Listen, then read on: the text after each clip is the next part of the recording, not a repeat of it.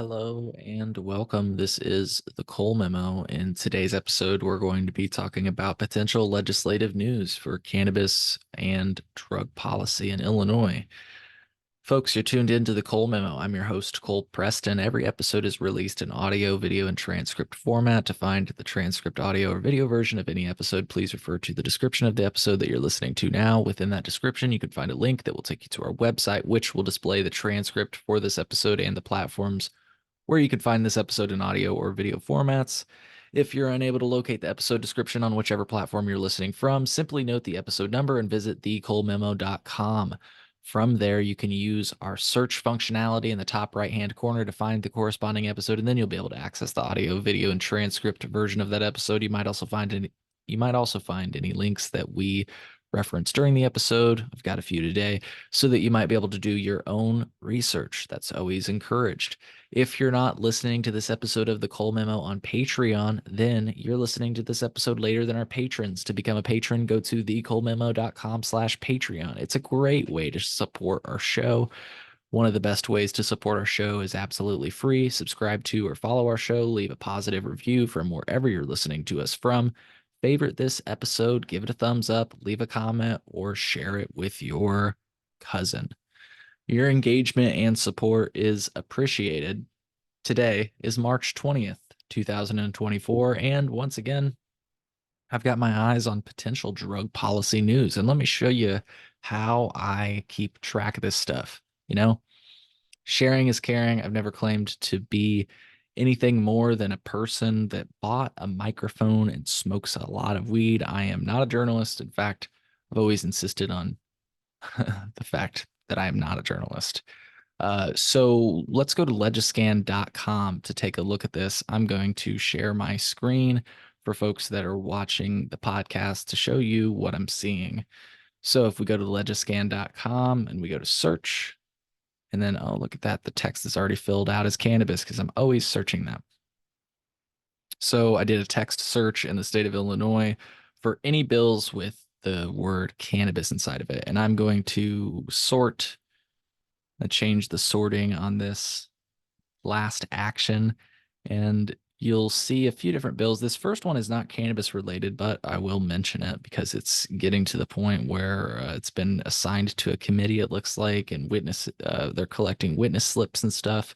The Cure Act, in case you didn't know, the Cure Act is the Compassionate Use and Research of Entheogens Act.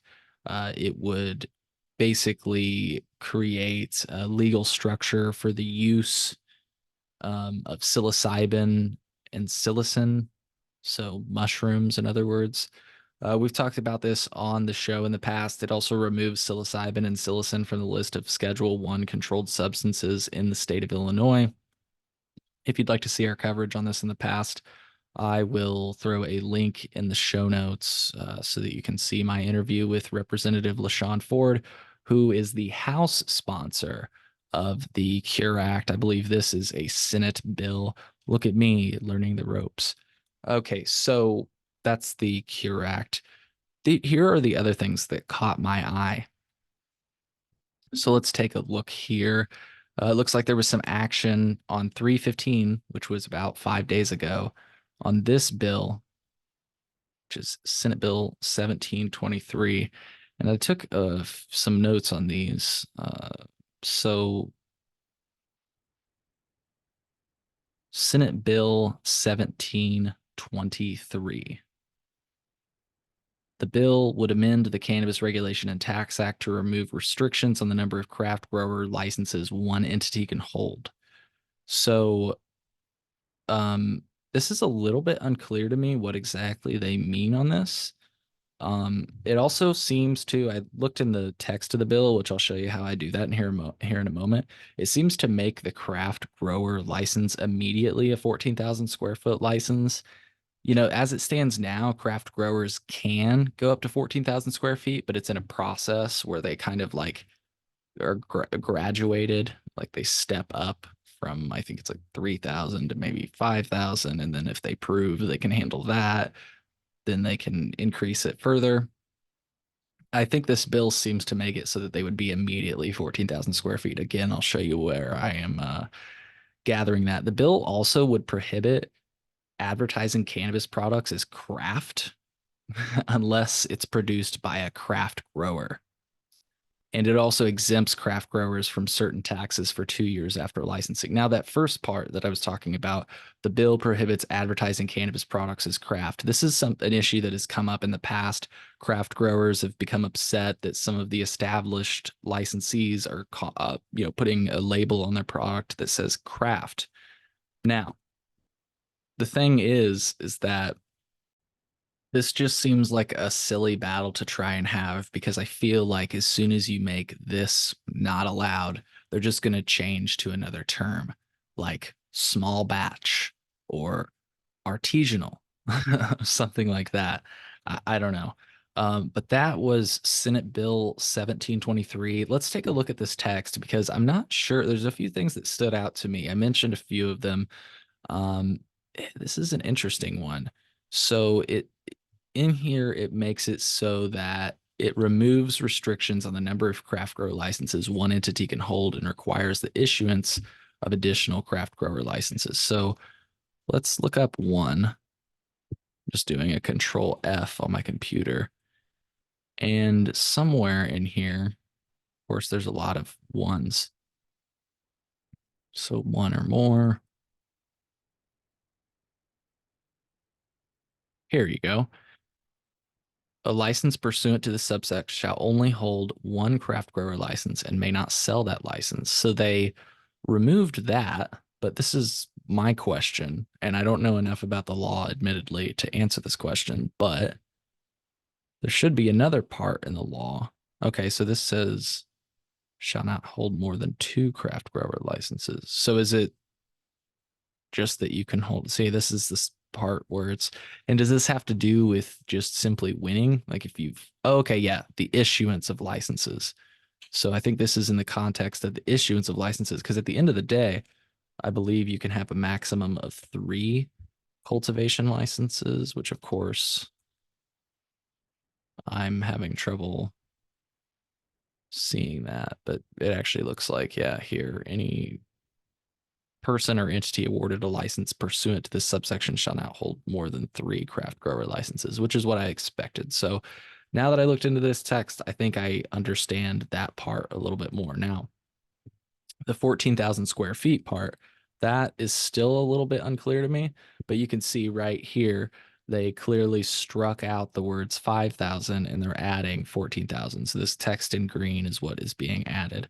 So I encourage you all to look this up yourself and to do your own research, because you can see very quickly how you can almost make sense of this. It's still a lot of legalese, but you can see how it starts to make sense. So that was Senate Bill 1723.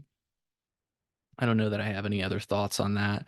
Let's move on to the next one down the line. So there's Senate Bill 3480. I believe I've got notes on it as well.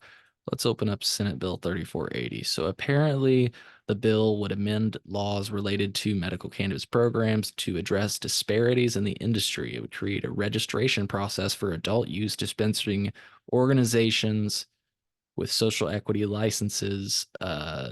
I guess the ability to sell medical cannabis products. I mean, that's what this seems to be saying. It says in the findings of provisions of the social equity in the cannabis industry article of the act, which I don't know, in the findings, I don't know what that means. It provides that the General Assembly also finds and recognizes that dispensaries established under the Compassionate Use of Medical Cannabis Program Act enacted in 2000 and 2014 had inadvertently placed those dispensaries with an adult use dispensing organization social equity license at a competitive disadvantage. So this would provide that this competitive imbalance. Yeah, so I think this has to do with giving all dispensaries the ability to sell medical cannabis products, and it aims to rectify what they're calling an imbalance in that regard. Let's move on to the next bill that I saw, 3785. And for this one, So this bill would amend the Cannabis Regulation and Tax Act to allow the Cannabis Business Development Fund to support financial assistance for social equity applicants and lottery licensees. It would enable the Department of Commerce and Economic Opportunity to enter financial agreements to facilitate lending or investment in these entities and allow sharing of licensee information for social equity programming administration. So I'd like to just remind everybody that Illinois News Joint did some excellent reporting on the fact that in a recent Illinois budget approval, the state comptroller directed the state treasurer to transfer 40 million from the Compassionate Use of Medical Cannabis Fund to the Cannabis Business Development Fund. And I believe that is the fund that they were referencing in this law. This is the report by Illinois News Joint. So the reason that's important is because that is money from sick patients. So I guess the funding source for social equity in Illinois is sick patients. Next bill, Senate Bill 3800. This one, I don't think anything was crazy interesting on this one, but let's take a look. Have I even looked at this yet? So I hadn't looked at this one yet, but at a glance, it looks like it would provide that the Illinois Department of Agriculture and the Illinois Department of Financial and Professional Regulation shall issue all agent identification cards under the act via an online portal. When I say that, look, I'm just looking at the summary, folks, just like I did on the first bill. It's very important to read the full text because they could have this summary. But for example, that Illinois News Joint article that I just mentioned, the bill that I believe passed it was called the Illinois Insulin Act, which would make you think the bill was about insulin. And maybe there were provisions about insulin in it, but I believe it was this like omnibus arrangement. Google that word if you don't know what it means, omnibus. And that's how we got this transfer of money from the Cannabis Business Development Fund, or sorry, from the Medical Cannabis Fund to the Cannabis Business Development Fund. So that's what this one is. Let's take a look at the next bill. So this one I did find kind of interesting. I've heard some talk about it in the past, and basically what I'm understanding it to do is it amends the Compassionate Use of Medical Cannabis Program Act by removing references to, quote, excluded offenses, end quote, and provisions prohibiting employed individuals from having such convictions. It replaces the background check provisions with ones conducted by the Illinois State Police for prospective officers, board members, and agents of all medical cannabis organizations. The bill also amends the the Cannabis Regulation and Tax Act to ensure that nonviolent cannabis-related convictions don't disqualify individuals from serving in the cannabis business establishments or in the cannabis industry. That's the part that I found very interesting. It would provide that, you know, people, if they have a nonviolent cannabis offense, would not be prevented from working in the cannabis industry. That was a thing. I've heard about that before. People that have had cannabis offenses have been told that they can't work in the cannabis industry. It's like, wait a minute, but isn't that the working experience you'd like? And this last bill looks to be a bill that would provide that a physical examination required by the act may be performed by remote means, including telemedicine, effective immediately, instead of may not be. Apparently, the language in the law has said may not be in the past, which is what they're referring to in the summary. Why don't we take a look at it? Again, I want to just show you how to apply this knowledge. So as you can see right here, this is the way the law reads, and this part that they crossed out is what they're taking out of the law. So the physical examination required by this act may not be performed by remote means, including telemedicine. It's almost like they wrote this perfectly so that they could just scratch out not. It's crazy. Now it will just say may be performed by remote means, including telemedicine. So let's see, is there anything else new in here? It's always good to check. It doesn't look like there is. So I hope that this episode was informative. And I just want to say that it may go without saying, but for those of you that are new to the legislative process, like myself, just because these bills are coming up on Legiscan as like 99%, 95%, that doesn't mean like that's the likelihood. First of all, that's a match if you see the column there. But if you see this status column, like if it says intro 25%, that doesn't mean it's like got a 25% chance of passing. Like honestly, I think any of these bills have equal likelihood of passing. And often what happens at the end, at least from what I can tell, not only at the state level, but at the federal level, it's like this mad dash at the end to create this like crazy omnibus. And a lot of these bills that are submitted, especially the ones that are submitted early on, are just like placeholders from the bill and for bills. And even legislators will tell you that, they almost call them shells. I believe they call them shell bills. So just because these are bills that have been proposed doesn't mean they will become law. They do have to pass both the Senate and the House and be signed by the governor in order to become law. So just sharing what I know. And of course, if this information is helpful, please be sure to give this episode a thumbs up or favorite it and share it with your friends. And if there's anything that, I got incorrect, please do let me know. Because as I said multiple times through this episode and have always said, I am constantly looking to learn and importantly share what I learned. And that's a little bit of what I tried to do today. I hope you found, I don't know, I didn't know what I was about to say. I hope you found value in this episode of the Cole Memo. We'll see you on the next one. Take care, everybody. Goodbye.